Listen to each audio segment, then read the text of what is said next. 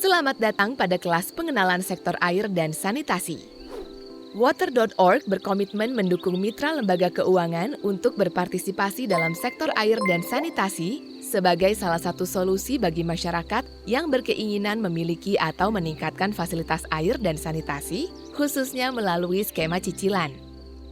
Mari kita pahami dahulu beberapa istilah yang digunakan dalam sektor air dan sanitasi.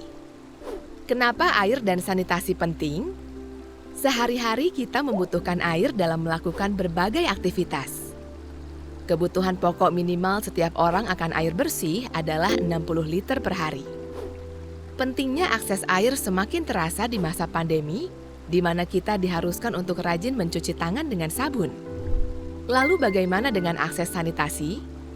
Ada beberapa aspek terkait yang menjelaskan pentingnya sanitasi, yaitu kesehatan. Akses sanitasi yang layak mencegah kita dari penyakit. Diare merupakan salah satu penyakit paling sering diderita akibat minimnya akses sanitasi layak. Ekonomi. Akses sanitasi yang tidak layak menimbulkan penyakit sehingga pengeluaran bertambah untuk berobat, namun penghasilan berkurang karena tidak dapat bekerja. Kehidupan sosial. Akses sanitasi yang layak mendukung penerapan pola hidup sehat sehingga kita akan memiliki waktu untuk berkegiatan seperti belajar dan pergi ke sekolah. Lingkungan. Tanpa akses sanitasi yang layak, tentunya buangan manusia akan merusak lingkungan. Pemerintah dan pakar air sanitasi telah mengetahui bahwa keberadaan air dan sanitasi sangat penting. Namun mengapa permasalahan ini tidak kunjung selesai? Secara sederhana, terdapat 3 faktor yang saling berhubungan. Budaya. Ketika pembangunan fasilitas air dan sanitasi dilakukan di wilayah yang masyarakatnya belum dapat meninggalkan kebiasaan BABS, fasilitas tersebut menjadi terbengkalai. Dana. Masyarakat yang sudah berkeinginan memiliki akses air dan sanitasi, namun terhambat akibat keterbatasan dana. Teknologi. Teknologi sanitasi yang tersedia tidak sesuai dengan lokasi masyarakat, walaupun dananya sudah ada. Lalu, di manakah peran lembaga keuangan dalam mengintervensi akar permasalahan? Tentu di aspek pendanaan.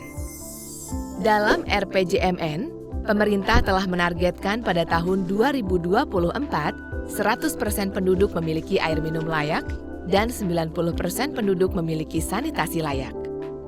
Dibutuhkan dana sebesar Rp404 triliun di tahun 2024 untuk mencapai target tersebut. Dengan beberapa sumber pendanaan antara lain APBD, APBN, CSR, kredit mikro, dan zakat. Lalu bagaimana sebenarnya dengan kondisi air minum dan sanitasi saat ini? Persebarannya terlihat pada peta, di mana wilayah yang memiliki akses tertinggi berwarna biru muda. Menurut data BPS tahun 2019, diperkirakan jumlah penduduk Indonesia yang belum memiliki akses air minum layak sebanyak 10,73%. Sedangkan yang belum memiliki akses sanitasi layak sebanyak 22,61%. Lantas jika wilayah operasional lembaga keuangan Anda berada di peta yang berwarna biru, apakah berarti tidak ada peluang untuk memasarkan produk pembiayaan air dan sanitasi? Belum tentu. Peta tersebut hanya menunjukkan persebaran akses air minum dan sanitasi yang dikategorikan layak. Sedangkan yang menjadi target pemerintah adalah yang dikategorikan aman. Perbedaan akses yang layak dengan akses yang aman dijelaskan dalam konsep tangga akses air dan tangga akses sanitasi. Sudah amankah sarana air minum yang Anda miliki? Terdapat 4 level tingkatan tangga akses air. Pertama, belum ada akses. Masyarakat mengambil air dari sungai, waduk, danau tanpa pengolahan. Kedua, akses belum layak. Masyarakat mengambil dari sumber tidak terlindungi. Ketiga, akses layak.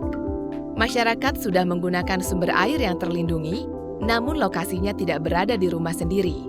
Sehingga untuk mendapatkan air dibutuhkan waktu lebih dari 30 menit. Keempat, akses aman. Masyarakat telah memiliki akses air minum sendiri, bebas terhadap pencemar, dan tersedia kapanpun dibutuhkan. Kemudian, untuk tangga akses sanitasi dikelompokkan menjadi 2 kategori, yakni perdesaan dan perkotaan. Terdapat 4 level tingkatan tangga sanitasi pada wilayah perdesaan. Pertama, belum ada akses. Masyarakat melakukan praktik BABS di tempat terbuka seperti sungai, sawah, dan kebun. Kedua, akses belum layak. Masyarakat tidak menggunakan jamban leher angsa dan tanpa tangki septik yang kedap atau cubluk. Ketiga, akses layak.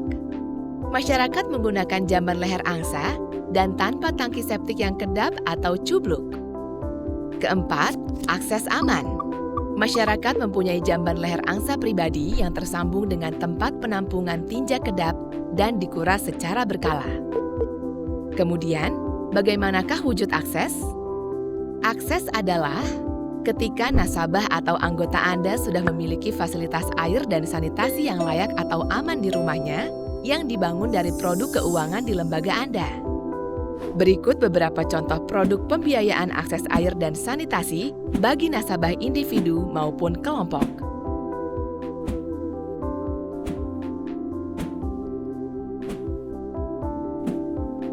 Ini adalah akhir dari sesi pertama.